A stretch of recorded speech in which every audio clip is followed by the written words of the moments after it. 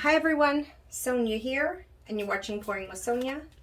I thought I've got a little bit of leftover paint from some shimmer blooms I was doing, so I am going to do a spin swipe swirl with some of the leftover paint. For this technique, you'll need some kind of notched tool that will help you get excess paint off. I usually use the medium size. It's a grout tool, so there's a small, medium, large, and then a flat side. I'm going to use the medium side. The notches mean that you won't leave too much paint down because you don't want to have too much paint left. You also need a flat bottom small candy scoop. I mean, you could have a big one if you wanted to make really big lines. I like them a little bit smaller, so I have a smaller one here. And then some kind of a dotting tool. This is a clay working tool. It's got, I think it was a pack of 5 I got, and there's all different size balls, really big ones. But this is I'm going to use kind of the, not the smallest, but a fairly small ball. All right. For this technique, let's just get started. Oops. I'm going to put down my pillow paint, and I don't want it really thick. So I'm going to start by putting down here. And then I just want to have this spread out.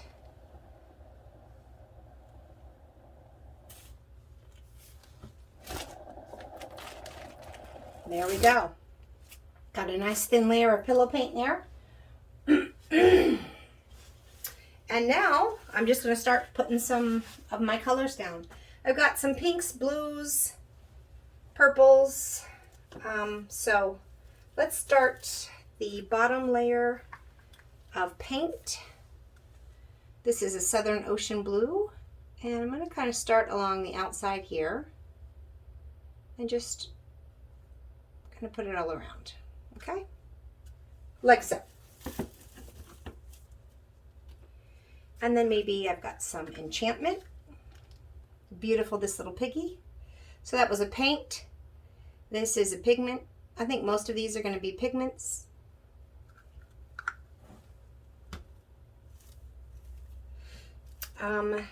Now I've got a nice bright fairy floss, which is a really fun pink that we'll put there. Now when you're doing this, you want all colors that can be blended together. I'm going to scrape them all on top of one another. So got to be a little bit mindful of that. I have the tiniest bit, I'm talking bottom of the barrel of Grenache left. So let's just dab down a little bit of red because I can. I only have a little bit left, but it's a glorious color. So we might as well have a little bit of glory added to that. And that is it. I also have the tiniest bit of Constellation left, which is this beautiful blue violet. Again, it's a glorious color. So let's just put it down. It's a nice little contrast. A little bit of purple. I love it. But there's barely any. But that's okay. If I get a tiny little hint of it somewhere, I'll be happy. All right. So now we'll go in with some of the mermaid. So I did blue, purple, pink. I'm going to do another blue. Shimmery Goodness Mermaid. You can't go wrong with that.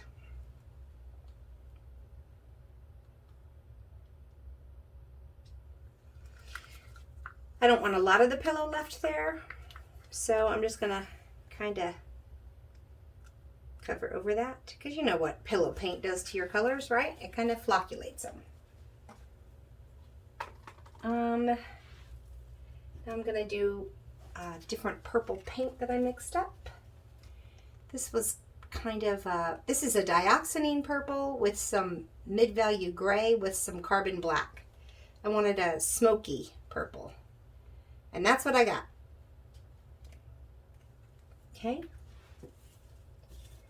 Now I have some ballet slipper, which is a pretty light color. So we need a little bit of light going on in here, right? And some Venus, which is a really pretty pink. All right. Let there be colors. Let there be blues and pinks and purples. There's our colors all laid down. Now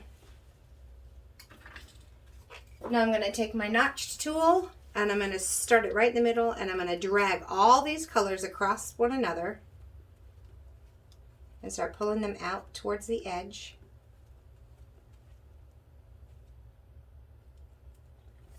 Like so. Blendy, blendy.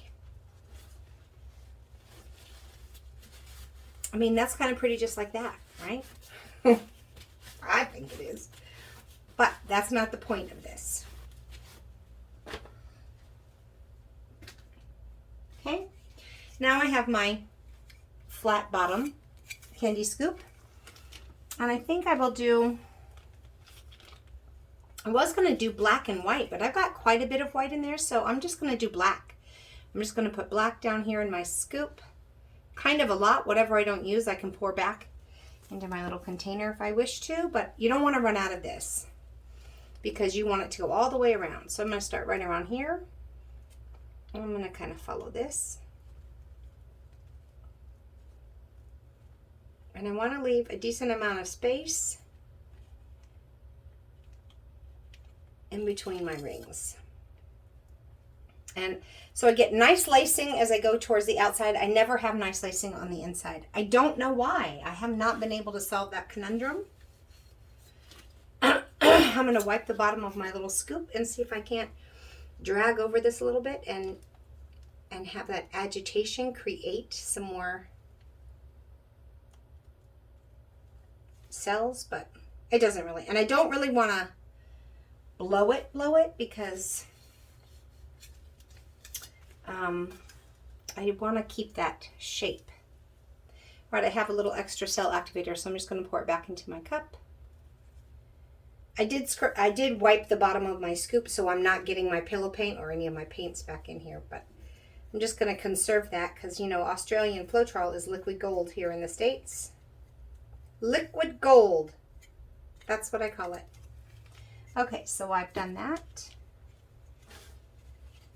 And now we're going to come in and make our little design. The goal with the design, now it doesn't look like much right now, right? I mean, you're like, I don't see what all the excitement is. But it does get prettier. I promise. Okay, so now I'm going to grab my tool. The goal with this is to grab the edge of this lacing, but not the center of it, and come about halfway between the two. I could have gone a little bit thinner with this. Oh, so maybe I'll use the bigger one.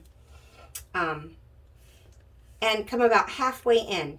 Because then when I'm going to come back the other way, I want to create a heart. So I'm going to follow this. I'm going to follow the little motion here. I'm coming in this way, and I'm going to continue the swirl this way. So I'm going to grab right here and go bump, bump, bump, bump.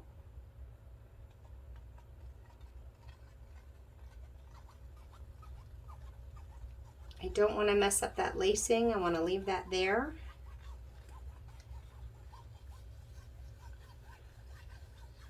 Oops, I missed the side of the lacing there. Dang it. Because I was looking somewhere else. You do have to kind of keep your eye on the ball when you do this, for sure.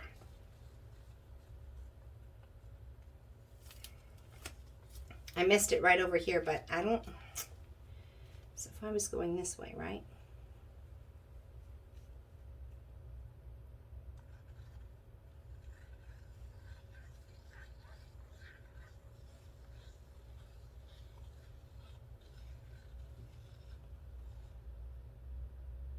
Okay, I fixed my little bit of a lacing conundrum. Okay, now I'm going to go back in the other direction and pull it this way.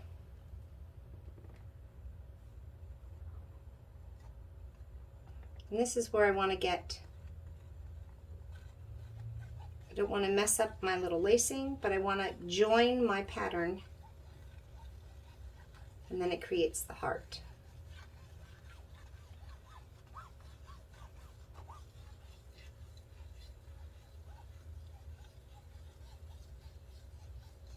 So sometimes I'm doing smaller circles and sometimes I'm doing bigger ones depending on the spacing that I've got going on.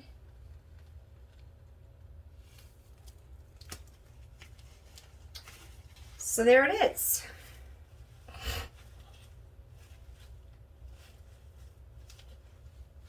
I'm not sure. I feel like I need some darker color in there, but it's going to dry a little bit darker too.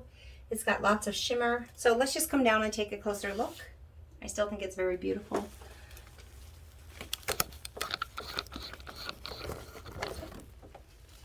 Okay. So here's the center. That's the first time I've used that bigger side of my of this tool. Where did I put it? Oh, here. I used this side here. Oops, can you focus? Instead of my smaller side there on this record, because I had such big spacing between my lacing, and so it created bigger hearts. It's kind of pretty. So here's my center, and you can see it kind of follows. If I follow this, get a little bit of lacing here where I laid down, and then I created the pattern in between, and it's just pretty. And it is going to dry a little bit darker. I like this really dark blue. I like these little dark areas, so I wish I had more of that constellation. Got a little tiny bit there.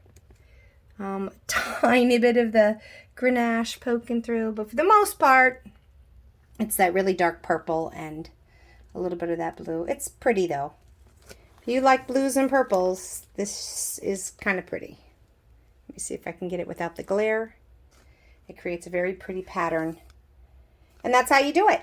Not that hard if you've got the right tools, and a turntable definitely helps. So I hope that you enjoyed this, and until we meet again, have fun painting, everyone. Bye!